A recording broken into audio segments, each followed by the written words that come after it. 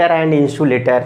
Last time हम लोग पढ़ रहे थे किसके बारे में? चार्ज के बारे में पढ़े थे, ठीक है।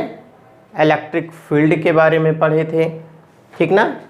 हम लोग चार्ज की प्रॉपर्टीज़ पढ़ लिए थे, इलेक्ट्रिक चार्ज पढ़ लिए थे और इलेक्ट्रिक चार्ज के बाद चार्ज की प्रॉपर्टीज़ पढ़ लिए थे।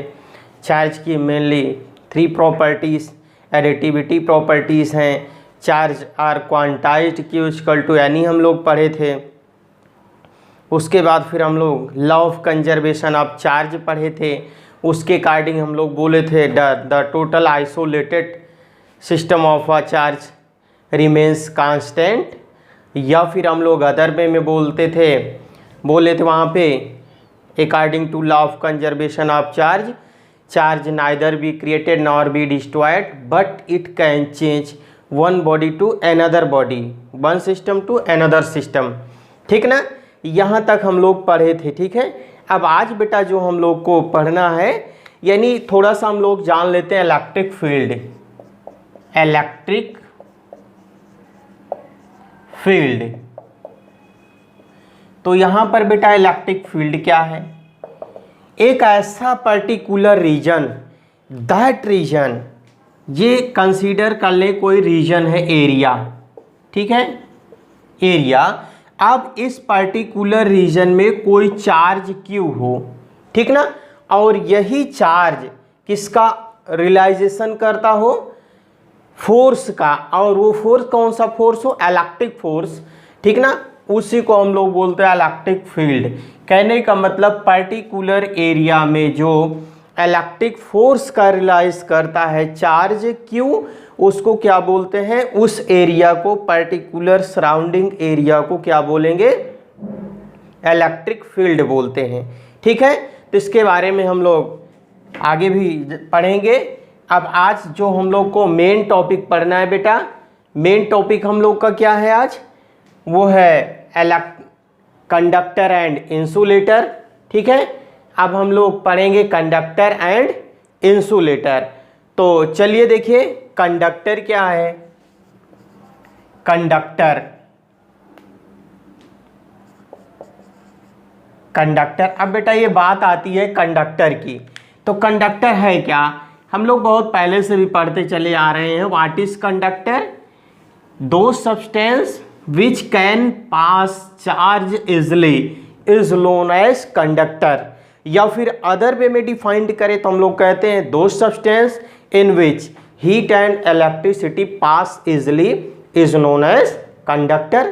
कंडक्टर का मतलब चालन। एक ऐसा सब्सटेंस हो, एक ऐसा मटेरियल हो जिसमें इलेक्ट्रिसिटी पास की जा सके। Can pass electricity easily, heat pass की जा सके, इलेक्ट्रिसिटी पास की जा सके।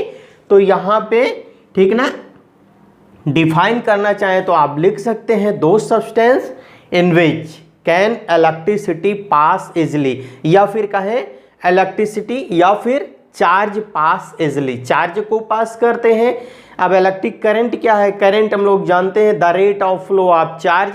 जहाँ पे चार्ज की बात आ गई समझ लो वहाँ इलेक्ट्रिक करंट की बात आ गई। चार्ज यानी चार्जेस Q1, Q2, Q3, ठीक ना। कहने का मतलब ये हो गया कंडक्टर एक ऐसा सब्सटेंस, ठीक ना, जिसमें चार्ज पास किए जा सकें, करंट पास हो, हीट पास हो। अब आती है बात बेटा ये कंडक्टर, इसका एग्जांपल तो जैसे देखिए metals, all metallic substance behaves like a conductor. यानी मेटल्स कंसीडर कर लें एग्जांपल में ऑल मेटल्स, एक्सेप्ट कुछ ऐसे मेटल्स हैं जो एक्सेप्शन है, नॉन मेटेलिक भी हो सकती हैं, जैसे नॉन मेटल में भी उनको कंसीडर किया गया है। तो ऑल मेटल्स और बिहेव्स लाइक अ कंडक्टर। जैसे आपका आयरन है, आयरन देख लीजिए, आयरन ये भी क्या है? मेटल्स है, कंडक्टर की तरह बिहेव्स करता है, ठीक ना। और एल्युमिनियम है, कापर है, कापर वायर हो गया, कापर है आपका, और इसे Cu से दिखाते हो, आयरन Fe डिनोट करते हो, ठीक ना। ऐसे एल्युमिनियम है, बहुत सारी मेटल्स हैं जो कंडक्टर की तरह बिहेव्स करती हैं। इसके बाद जो बेटा आता है अगला टॉपिक वो है इंसुलेटर। इसको आप लोग पढ़ भी चुके हैं, इंसुलेटर ते प्रीवियस क्लास में आप पढ़े भी हैं। अब इंसुलेटर की बात क्या है बेटा आ गई, यानी इसी का सेम अपोजिट इंसुलेटर हो जाएगा। इंसुलेटर क्या है, दो सब्सटेंस इन विच इलेक्ट्रिसिटी और या फिर चार्ज कहें, electricity heat and electricity can not pass easily is known as insulator. ठीक ना। अब इसमें बात आ गई नॉन मेटेलिक सब्सटेंस, जैसे सल्फर हो गया, बहुत सारी चीज़ें हैं जो नॉन मेटल्स हैं, और नॉन मेटल्स जो होंगी उनमें क्या होंगे, ये इंसुलेटर की प्रॉपर्टी उसमें होगी। ठीक ना। तो हम लोग, ठीक है ना, इंसुलेटर जो है ये क्या है, नॉन मेटल्स, नॉन मेटल्स, और ये क्या हो जाएंगी, ऑल मेटल्स, और ये क्या हो जाएंगी, नॉन मेटल्स। यानी इस तरीके से कंडक्टर और इंसुलेटर ये आपका हुआ। ठीक ना। इसके बाद बेटा हम लोग को पढ़ना है इलेक्ट्रोस्टैटिक कंडक्शन। अब कंडक्टर कहाँ कहाँ पे कंडक्शन हो सकता है, अब यानी हम लोग आगे जो पढ़ेंगे मेन पॉइंट जो हम लोग को पढ़ना है इलेक्ट्रोस्टैटिक कंडक्शन, स्टैटिक इंडक्शन। अब इलेक्ट्रोस्टैटिक इंडक्शन में अगर हम लोग डिफाइन करना चाहें तो डिफाइन कर लें, the phenomenon temporary electrification, transformation of electron, electrification of a conductor. Conductor अभी अभी आपको बताया गया, जिसमें इलेक्ट्रॉन का ट्रांसफर हो सके, in which opposite charge, opposite means plus and minus, opposite charge appears at ends, closer end similar charge, similar charge भी होना चाहिए, charge appears at further ends in the presence of nearby charge body. इसका मतलब क्या हो गया, हम लोग क्या करेंगे, इलेक्ट्रोस्टैटिक इंडक्शन का हम लोग एक्सपेरिमेंट करेंगे, जानेंगे। कैसे जानेंगे, अब यहाँ पे हम लोग charging of two sphere by induction, charging of two sphere by induction, charging of two. अब हम लोग को पता कैसे चलेगा, अब हम लोग charging of two sphere, charging of two sphere by induction. चलिए बेटा ये एक तरीके से एक्सपेरिमेंट है, हम लोग एग्जाम्पल या एक्सपेरिमेंट, ठीक ना। अब हम लोग देखेंगे, फिर से एक बार इसे रिपीट कर दे रहे हैं, the phenomenon temporary electrification of a conductor in which opposite charge appears at its closer and similar charge appears at further ends in the presence of a nearby charge body। अब इसका experiment करके हम लोग पता करेंगे कि induction actually में होता है या फिर नहीं। ठीक ना। चार्ज बॉडी लेंगे, ठीक ना, स्फीयर ले रहे हैं, टू स्फीयर ले रहे हैं, और उसमें ठीक ना एक जो है जिसमें इलेक्ट्रॉन का ट्रांसफ़र करेंगे और एक उसमें इलेक्ट्रॉन का ट्रांसफॉर्मेशन नहीं होगा। तो चलिए देखिए अब इसका एक्सपेरिमेंट करके हम लोग वेरीफाई करेंगे। तो इसमें टू स्फीयर ले लीजिए, कंसीडर कर लीजिए, जैसे यहाँ पे कंसीडर किया गया स्फीयर, ठीक ना, ये ठीक है बेटा, और एक स्फीयर और कंसीडर कर लिया गया। ठीक है, ये स्फीयर ए हो गया, ये बी हो गया। ठीक ना। अब यहाँ कोई रॉड ले आई, यानी चार्ज्ड बॉडी ले आई जिसमें चार्ज अवेलेबल हो। ठीक ना। जैसे कंसीडर करते हैं, यहाँ पे कोई ग्लास रॉड ले आ रहे हैं जिसमें, या फिर कोई अदर बॉडी ले आ रहे हैं जिसमें पॉजिटिव चार्ज। अब इसके पास ये जाएगा तो ये क्या करेगा, अट्रैक्शन की प्रॉपर्टी इसमें होने लगेगी, यानी ये बॉडी ए के पास, ठीक ना, और ये दूर। इसका मतलब अगर ये पॉजिटिव है तो निगेटिव होगा, तभी अट्रैक्शन हो रहा है। क्यों? क्योंकि हम लोग इसके पहले चार्ज की प्रॉपर्टी पढ़े हैं। चार्ज की प्रॉपर्टी मीन्स अगर positive positive charge means like charge होंगे तो रिपेल कर जाएंगे, एक दूसरे से दूर हो जाएंगे, और अनलाइक चार्ज होंगे तो अट्रैक्ट कर जाएंगे। ठीक है, अब यही काम यहाँ पे दूसरा, ठीक है ना, अनदर बॉडीज ले लीजिए, स्फेयर ले लीजिए, और ये देखिए बेटा ये भी ले लीजिए दूसरा स्फेयर, ये आपका ए है और ये क्या है बी है। अब यहाँ जिसमें चार्ज ना उसको ले आइए ग्लास रॉड, तो देखिए दूर हटेगा, ये यहाँ से भागेगा इसके पास से ये रॉड, ठीक ना। फिर यही अगर काम करिए और ये बी वाला इसके पास आएगा, आने की कोशिश करेगा, और यही काम अगर फिर आप करें थर्ड प्रॉपर्टी में, यानी यहाँ पे तीसरा एग्जाम्पल देना चाहें तो फिर ले लें स्फेयर यहाँ, तो ठीक ना। अब ये पॉजिटिव यहाँ निगेटिव कर दीजिए, तो ये क्या करेगा, ये निगेटिव और ये पॉजिटिव, ठीक ना, ये दोनों मिलके अट्रैक्शन की प्रॉपर्टी शो करेंगे।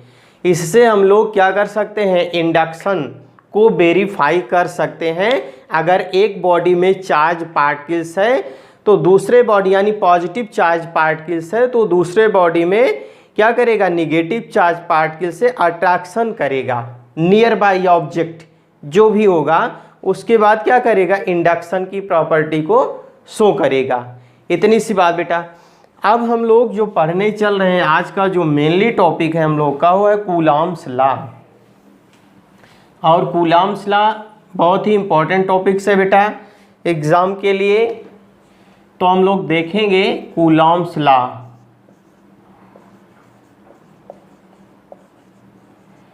कूलॉम्स लॉ, ठीक ना, Coulomb's law.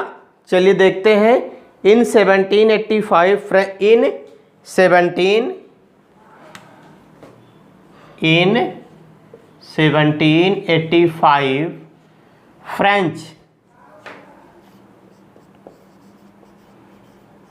French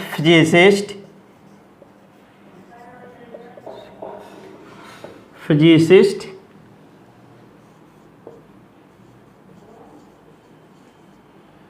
in 1785 French physicist Charles Augustin physicist, Charles पूरा इनका क्या नाम है, Charles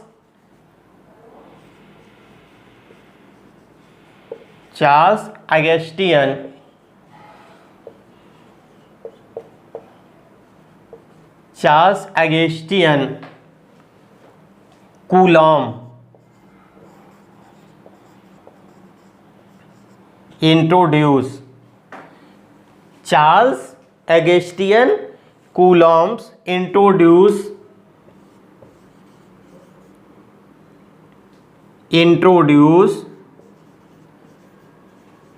a law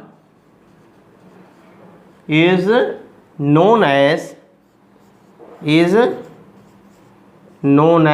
Coulomb's law।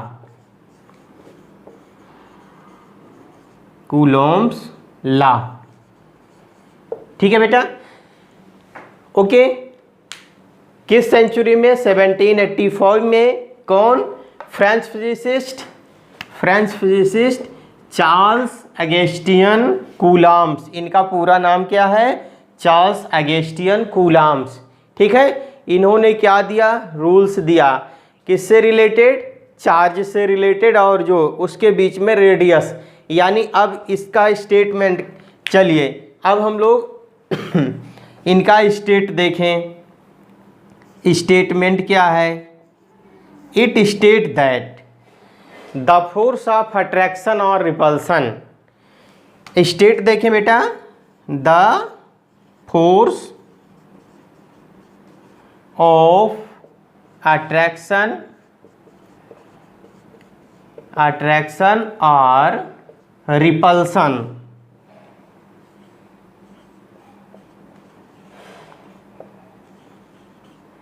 The force of attraction और repulsion of any two charges, the force of और repulsion between any two stationery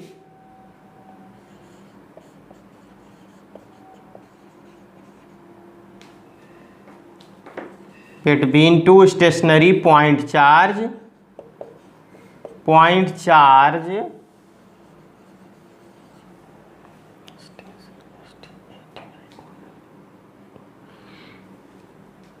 ठीक है ना, द फोर्स ऑफ अट्रैक्शन और repulsion between any two stationary point charge is, ठीक है ना, is directly proportional to the is directly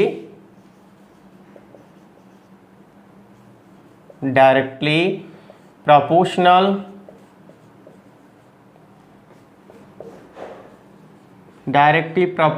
to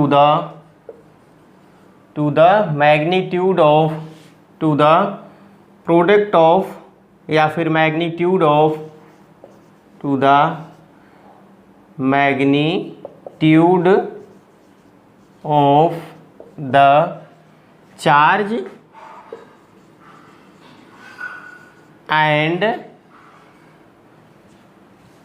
proportional to the product of proportional to the magnitude of, या फिर यहां हम लोग कह सकते हैं प्रोडक्ट ऑफ या फिर magnitude of the charge and inversely proportional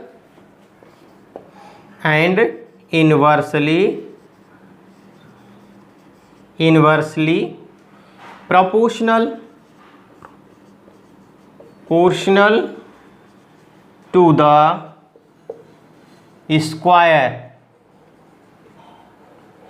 square of distance between them, to the square of distance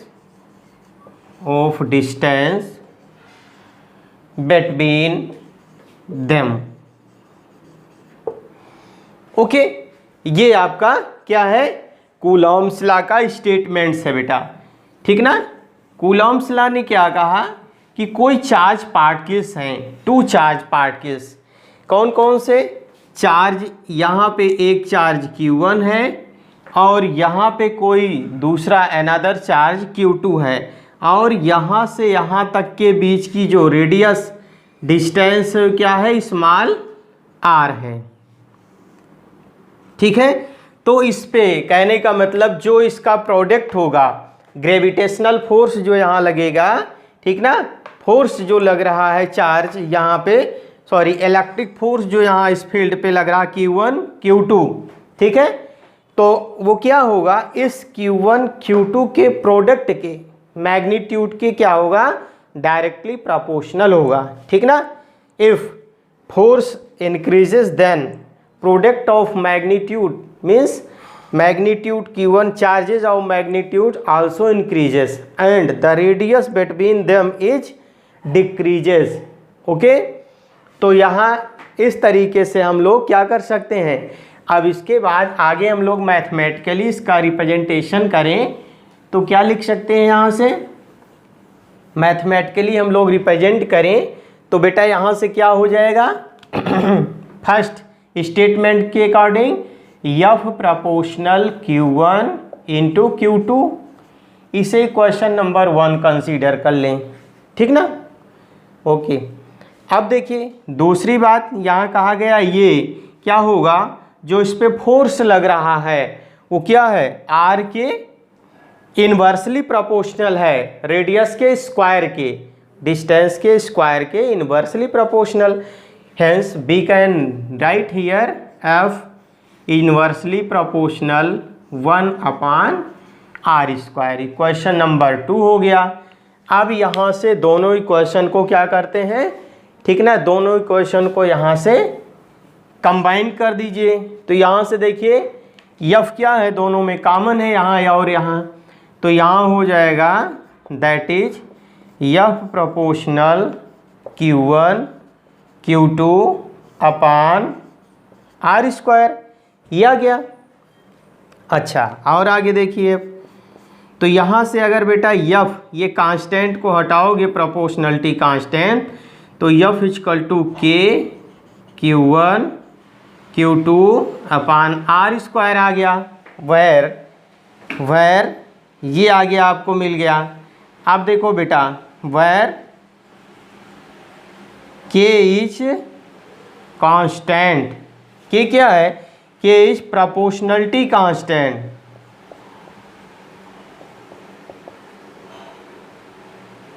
proportionality constant called electrostatic force कहेंगे। के क्या है, कांस्टेंट है, प्रोपोर्शनलिटी कांस्टेंट है, तो इसको हम लोग कह सकते हैं इलेक्ट्रोस्टैटिक फोर्स, ठीक ना। और क्या कह सकते हैं, के को कह सकते हैं यहाँ पे ठीक है। के क्या है आपका तो यहाँ हम लोग कह सकते हैं electrostatic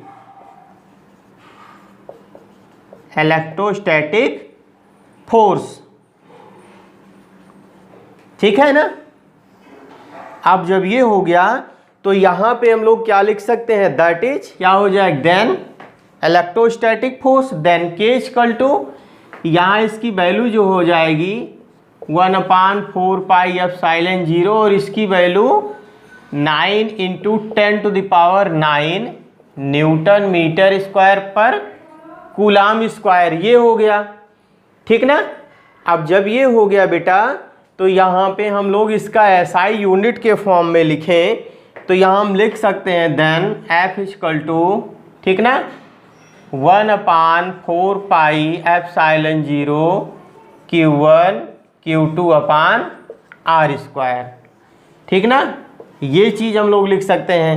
epsilon 0 where epsilon 0 permittivity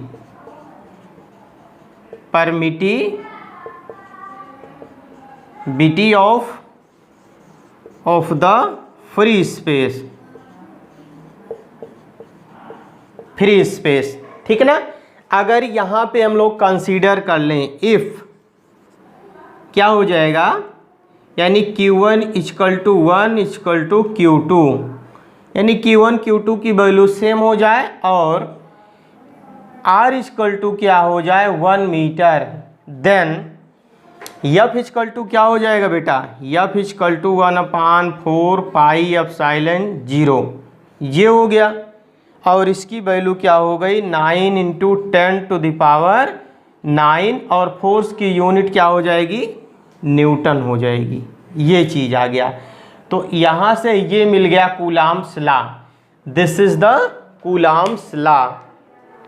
coulombs law क्या है, ये आपका आ गया Coulomb's law. F equal to 1/4 pi epsilon 0 Q1 Q2 upon r square, ठीक ना।